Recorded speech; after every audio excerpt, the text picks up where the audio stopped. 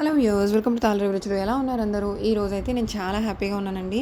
ఎందుకంటే channel start చేశాక almost 3 years అయిపోయాక మనకి 1000 సబ్స్క్రైబర్స్ అయ్యారండి. ఇదేదో గొప్ప సంగతి అనేది నేను అనను. I know it's not 3 months but 3 years. కానీ ఏదో సంతోషం అండి. స్టార్ట్ చేయడం అయితే చాలా ప్యాషనేట్గా స్టార్ట్ చేశాను. ఇందులో నుంచి నేను ఏదో ఒకటి నేర్చుకోవాలి, ఐ మస్ట్ ఎర్న్ సంథింగ్ అన్నట్టే. కానీ అలా అవ్వలేదు. But that's okay.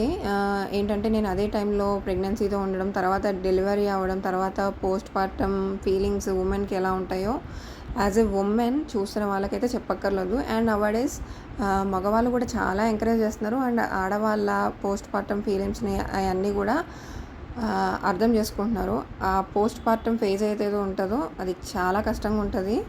సో అలాంటి ఫేజ్లో నేను మధ్య మధ్యలో చాలా బ్రేక్స్ తీసుకునేదాన్ని. తర్వాత ఈ టాడ్లర్ ట్యాంట్రమ్స్తో గట్రా నాకైతే అసలు అవ్వేది కాదన్నమాట. బట్ ఎనీహౌ ఛానల్ని అయితే ఇక్కడి వరకు తీసుకొచ్చాను అనే హ్యాపీనెస్ ఉంది. ఈ 1000 సబ్స్క్రైబర్స్కి నాకు 3 ఇయర్స్ పట్టిందంటే ఇక మానిటైజేషన్కి అయితే ఏమో ఆశ పెట్టుకొని కూడా వేస్ట్ అని అనిపిస్తుంది. బట్ ట్రై చేయడంలో తప్పు లేదు కదా. సో ఆ ఆనందంలో మేమైతే ఈరోజు నాటుకోడి కూర అండ్ కొబ్బరి పులావ్ చేసేసుకున్నమాట అండి. చాలా టేస్టీగా ఉంది.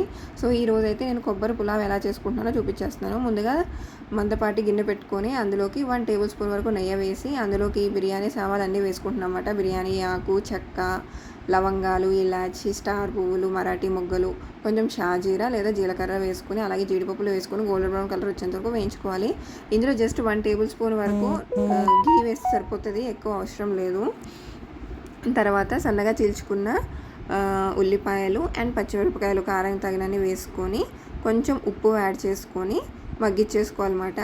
ఇక్కడ మనకు కావాలంటే ఒకటేసారి మనకి కొబ్బరి పాలకి ఎంత అయితే ఉప్పు అవసరమో అంత వేసేసుకోవచ్చు, లేదా ఉల్లిపాయలు మగ్గే మందం వరకు వేసుకోవాలి. ఉల్లిపాయలు మగ్గే లోపల మేము ఇక్కడ 2 సోళ్ళ వరకు బియ్యం తీసుకున్నాము. 2 సోళ్ళ వరకు బియ్యం తీసుకుని వాటిని అయితే శుభ్రంగా వాష్ చేసేసుకొని నానబెట్టేసుకున్నమాట. కనీసం ఒక ½ an hour to 1 hour నానితే మెతుకన్నా త్వరగా ఉడుకుతుంది అన్నమాట.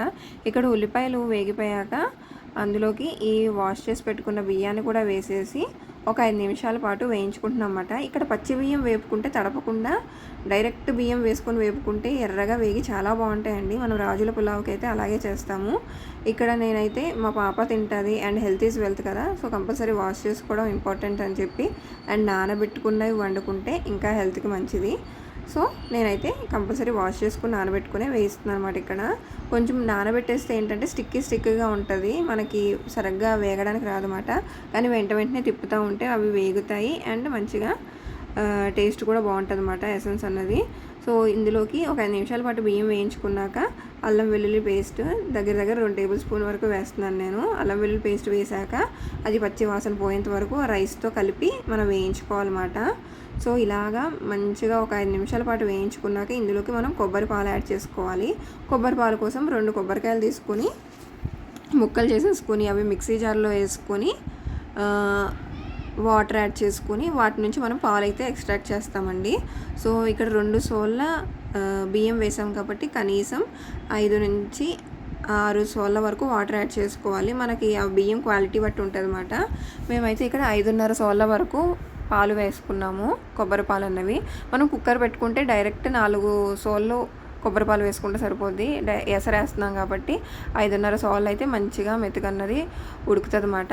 బాగా మెత్తగాను ఉండదు, అలానే బాగా గట్టిగా లేకుండా మెతుకన్నది బాగుంటుంది అన్నమాట. ఆ కొబ్బరి పాలలో అలాగే మనకి సాల్ట్ తక్కువ అయితే ఉప్పు యాడ్ చేసుకోండి. అలాగే కొంచెం కొత్తిమీర కాడలు అండ్ కొత్తిమీర కరివేపాకు వేసుకొని మూత పెట్టేసుకొని మరగనివ్వాలన్నమాట. ఈ మూత పెట్టుకున్నప్పుడు దీని మీద కొంచెం వాటర్ యాడ్ చేసుకుంటే కింద త్వరగా అడుగంటదన్నమాట. ముందైతే హై ఫ్లేమ్లో పెట్టుకోవాలి. ఆ కొబ్బరి పాలు మరుగుతున్నప్పుడు మనం సిమ్ నుంచి మీడియం ఫ్లేమ్లో పెట్టుకొని రైస్ని కుక్ అవ్వనివ్వాలన్నమాట. చూసారు కదా, ఇక్కడ ఒక 50% వరకు రైస్ అయితే కుక్ అయింది.